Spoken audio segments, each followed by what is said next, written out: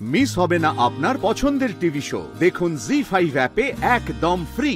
গিনি sorry, আমার ফোনটা busy ছিল। বলো কি বলতে ফোন করেছিলে? তোমাকে যে আশঙ্কাটার কথা বলেছিলাম সেটা সত্যি হয়ে গেছে। আরে বাস, এটা তো গুড নিউজ। জিষ্ণু তোমার প্রপোজ করেছে? একেবারে বোকার মতো, ইন দ্য মোস্ট আনইমপ্রেসিভ ওয়ে। তুমি ভাবতে পারো এখন আমরা ঘাসের মধ্যে বসে রয়েছি, টিপিক্যাল প্রেমিক প্রেমিকার মতো। কংগ্রাচুলেশনস।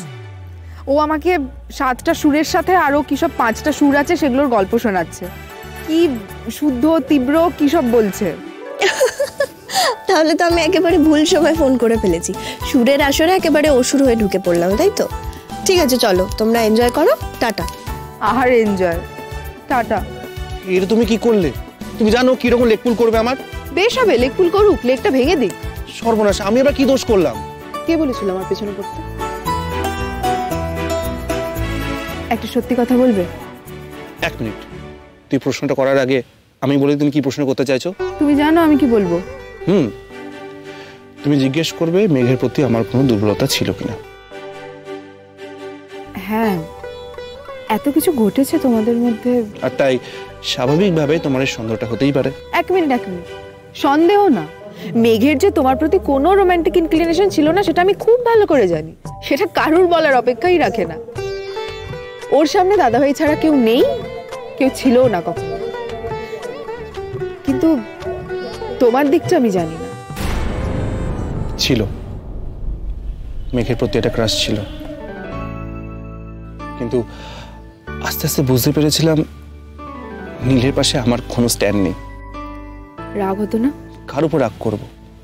মেঘের উপর। সে একটা মানুষকে পাগলের মতো ভালোবাসে বলে আমি তার উপর রাগ করব? কখনো না। দাদাভাইয়ের উপর রাগ হতো না? প্রচন্ড ভয়ানক রাগ হতো। না না, সেটা আর কোনো কারণে নয়, সেটা মেঘকে অপমান করার কারণে, ওরকম ভুল বোঝার কারণে। একজন তোমাকে এত ভালোবাসছে আর তুমি তাকে কষ্ট দিয়ে চলেছো। ইচ্ছে করতো ওর নাক ফাটিয়ে দিয়ে আমি বলি যে তুমি এই বুদ্ধি নিয়ে কলেজে মাস্টারি করছো। তুমি কারুর নাক ফাটাচ্ছ, এটা কিন্তু দারুণ দৃশ্য।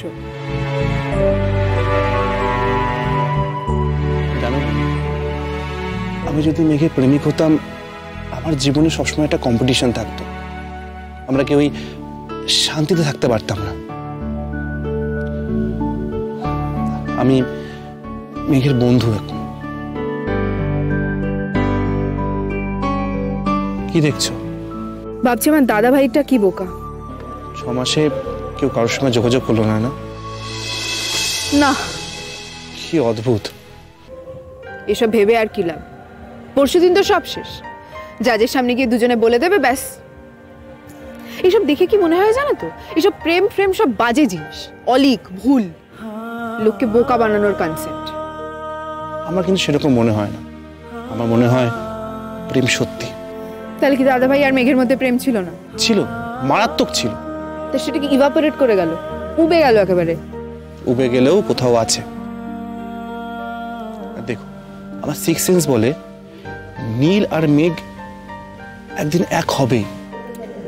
তুমি সত্যি মানে পরশুদিন হয়তো যাদের ডিভোর্স কেসের ফাইনাল হিয়ারিং তাদের মিল হওয়ার কথা ভাবছো তুমি? মানে এটা তো 12টা সুরেরও বাইরে। জি5 ডাউনলোড করুন আর সব এপিসোড দেখুন একদম ফ্রি।